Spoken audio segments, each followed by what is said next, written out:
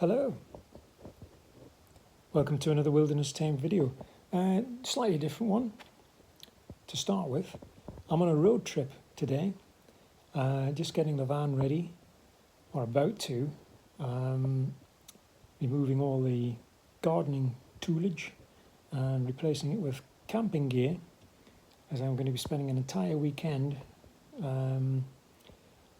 up back in the Devil's Beeftub, which I highlighted in a couple of videos last year.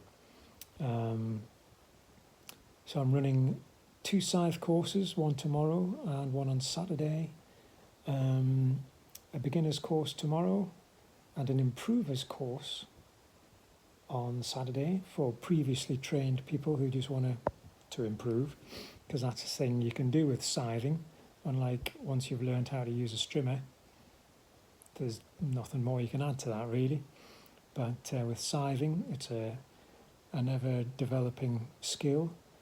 But yeah, so all in all, a pretty good weekend. But I thought I'd show you how the way the van is kitted out, how it very quickly transforms from a mobile tool shed into a mobile camper slash very large waterproof tent.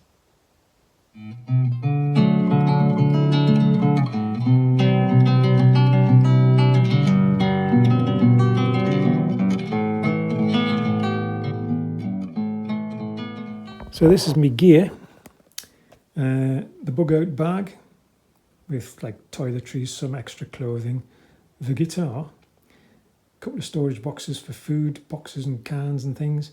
That long box there is essentially a wardrobe with some clothes in, kitchen utensils, gas stove, cooler bag with food and things, tent poles and guy ropes. Got that out in the loft. It's a camouflage net tarp thing, just for giggles. Duvet and pillows. And under them there's a couple of tartan blankets, and wrapped in those is the double inflatable mattress, which goes in the back of the van. So I've got that lot to go in, but first let's get all the tools out. So I've got all of this to get out of there.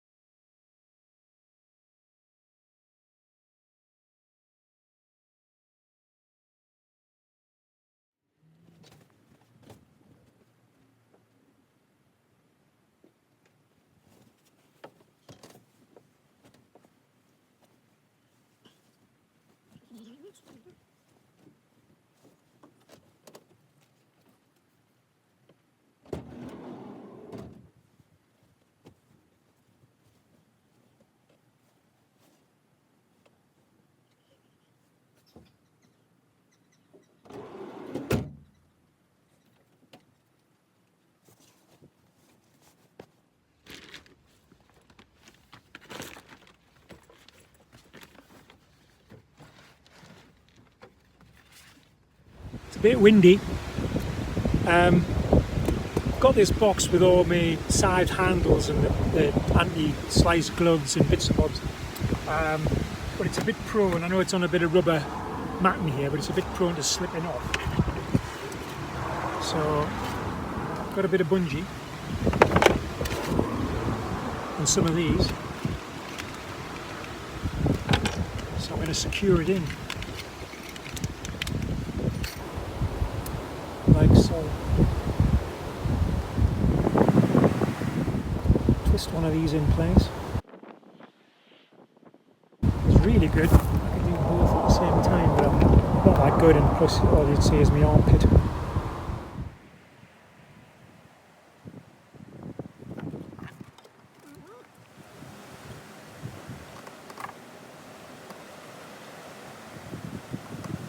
But hopefully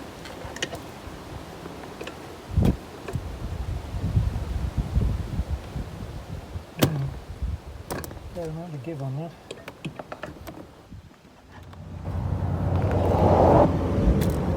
It's a bit tighter, so that one's in all right there. It was a bit slack on this one, so I've taken the bungee down and attached it to one of the this jibber jobber here, so it just keeps it a bit firmer. And this, which I've just purchased, is an 8 by 5 metre tarpaulin. And I've got the poles, which I think I mentioned with the kit.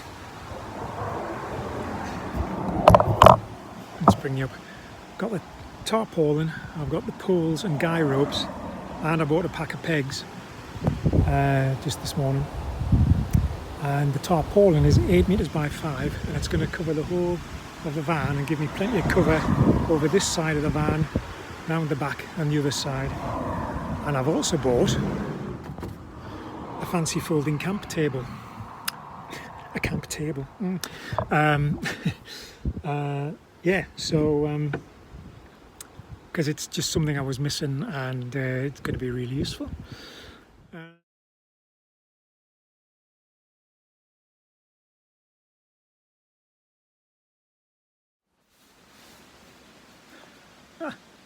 Join us.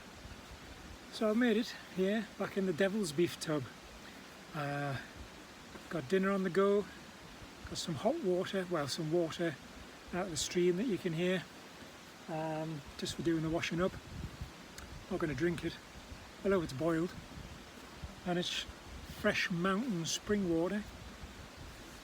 Although knowing my luck, there'll be a dead ewe in the stream half a mile up, nicely decomposing.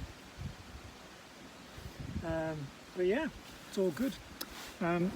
Table's working a treat that I just bought from a well-known outdoor retailers. Tarpaulin, however, an unmitigated disaster. I think I need at least 2 guy ropes per pole, whereas I've only got one, and they were sort of leaning in, and once I pulled a bit of tension on one, another one would fall, and the pegs have twisted and the guy ropes popped off, and then I've lost the pegs in the grass, and couldn't be chewed with it. So I've folded it up. I mean, it covers the roof, and it covers the front of the van, covers the back of the van, gives me plenty of cover both sides, so it's a good dimension, but I just need a better way of keeping it in place. Looks like dinner might be ready.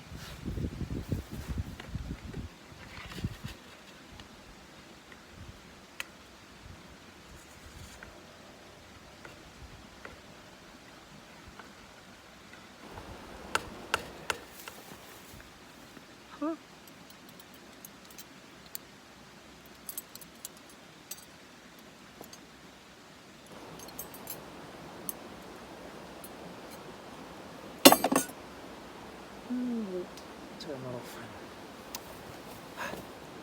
Bon appetit. So anybody who's ever been on a Gerber Expeditions overland safari through Africa will know exactly what's happening right now.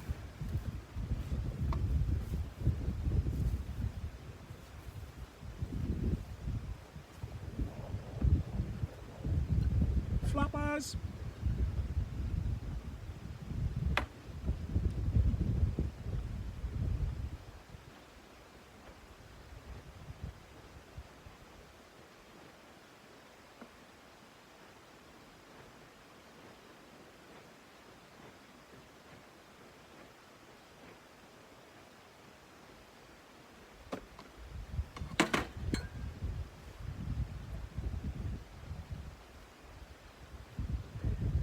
This is how we dried our dishes.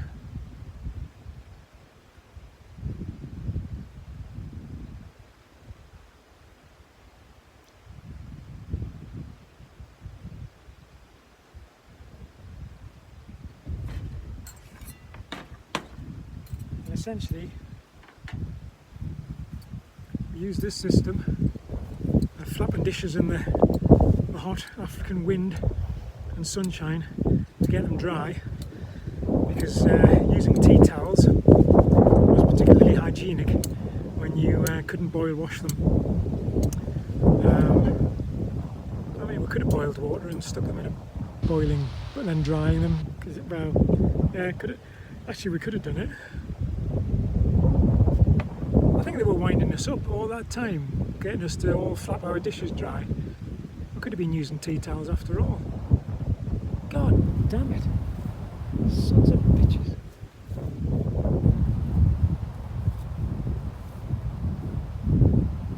Spent 3 years looking like an idiot in Africa. I don't think I necessarily had to go to Africa to look like an idiot.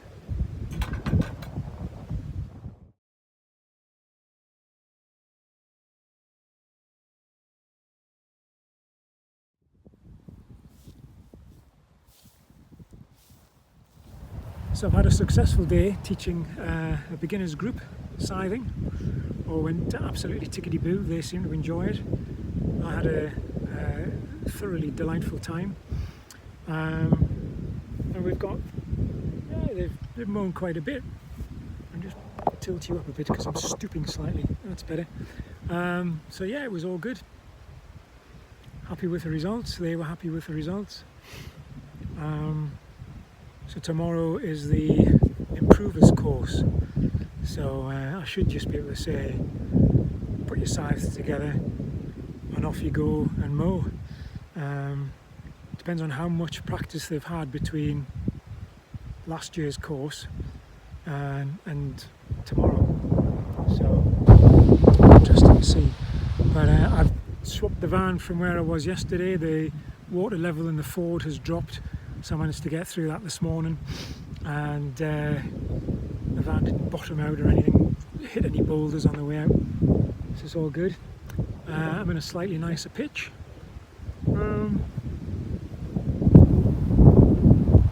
As you can see behind you, quite glorious scenery, a bit windy. The weather, not me particularly, although I have just had dinner. But yeah, all going rather well.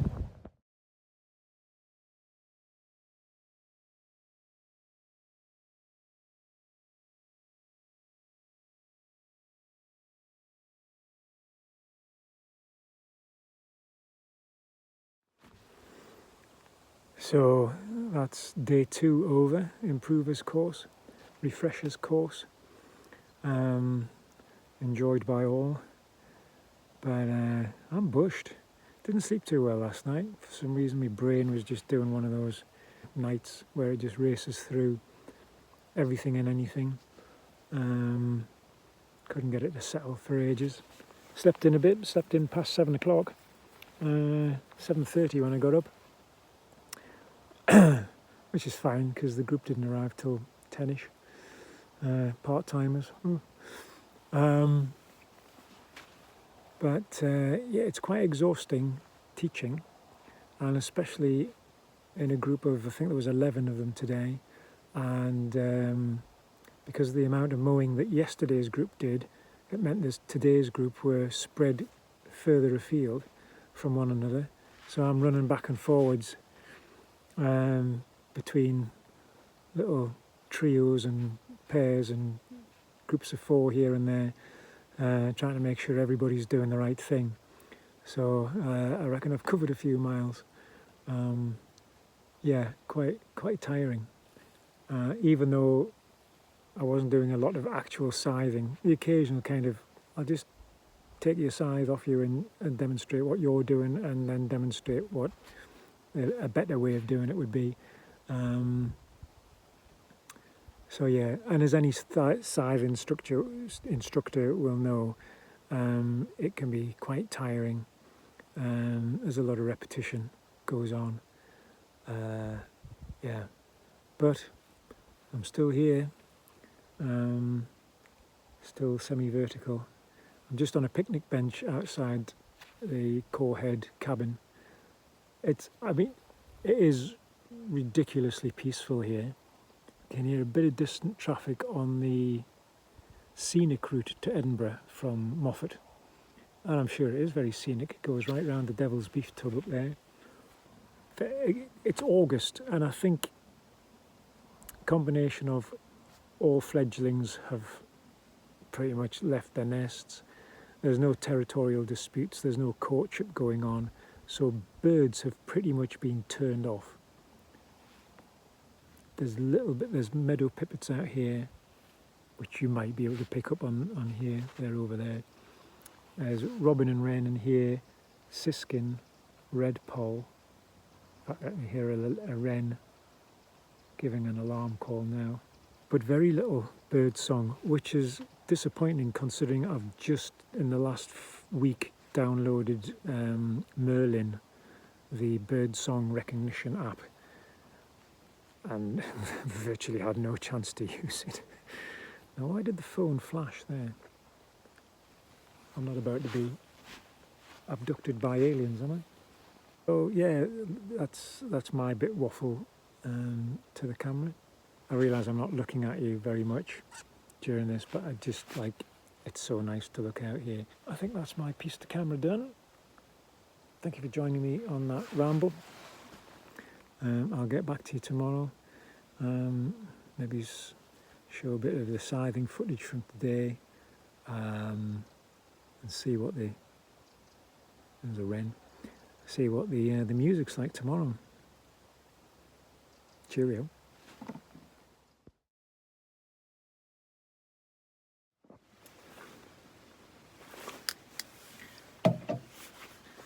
So I've got the tarpaulin put up. We've had a few passing showers of rain. That looks like there's another one coming over now. So I've got it just draped down on the ground on this side of the van, the passenger side. It's hanging over the back, a good couple of metres, and over the side a couple of metres all the way up to the front door. That's what you can hear blustering around there.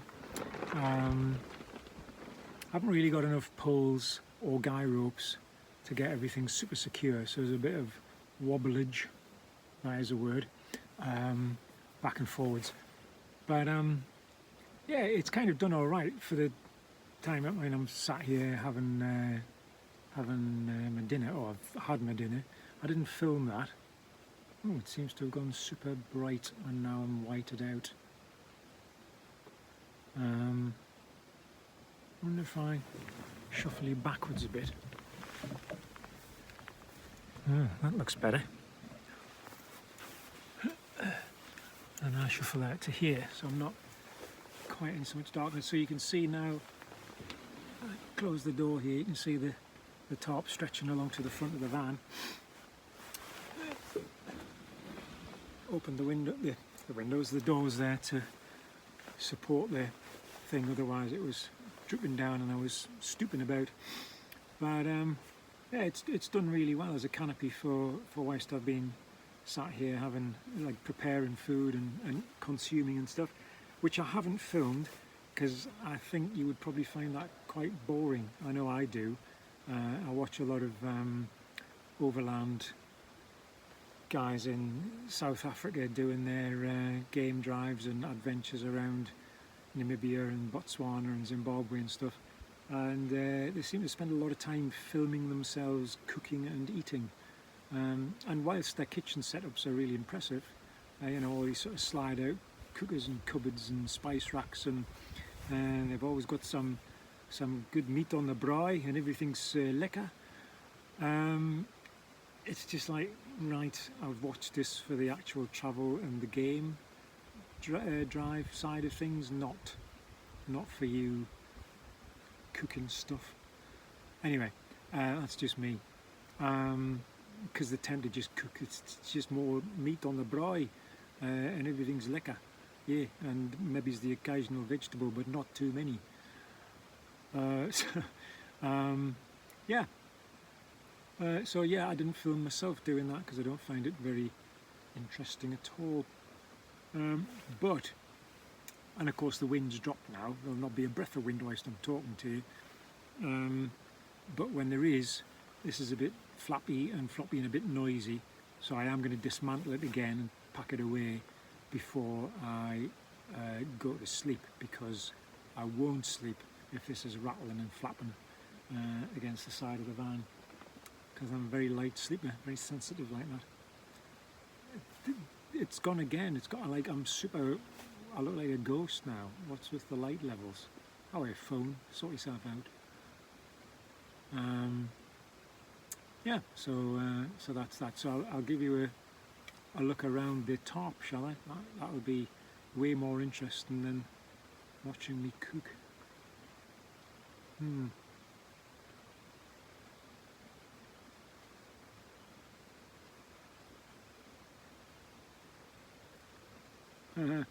Thought I'd stop there, didn't I?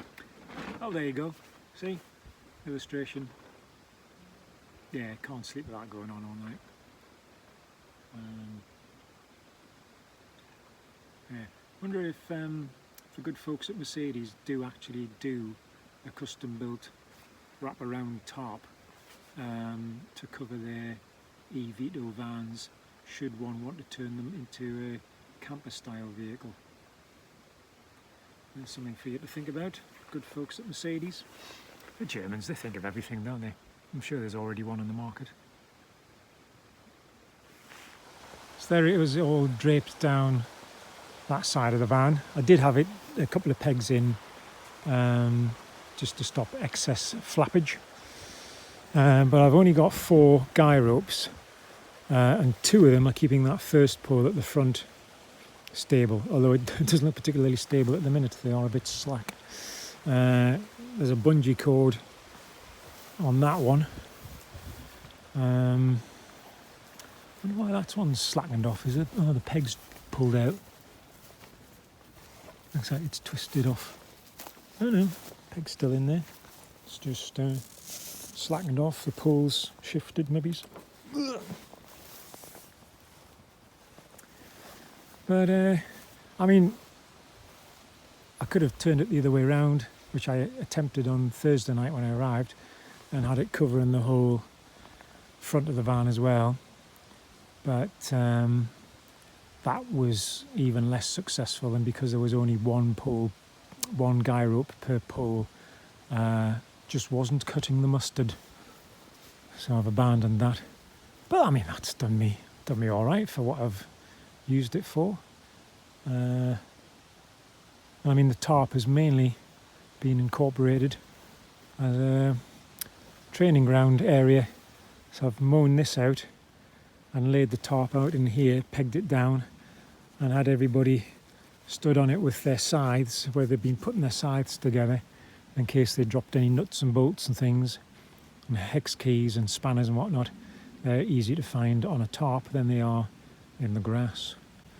So it's done well for that purpose, and I think I shall use it for that, probably more than I will for camping. Anyway, that's quite enough of that. I shall now dismantle it. Would you like me to see me do that as well? All right then. Yeah, that should pretty much get it from all angles. Hang tight.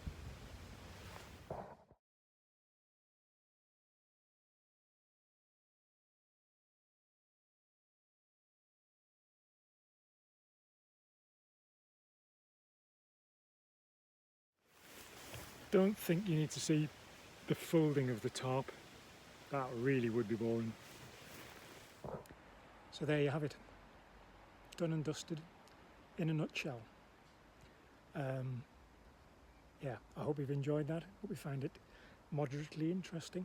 Not too interesting, just enough to keep you on the edge of your seat. And hopefully you will come back for the next one. And I can hear you asking yourself, well, how do we find out when the next one is? Well, if you click the subscribe button and tickle the bell icon, you'll get a notification. You'll know exactly when the next one happens.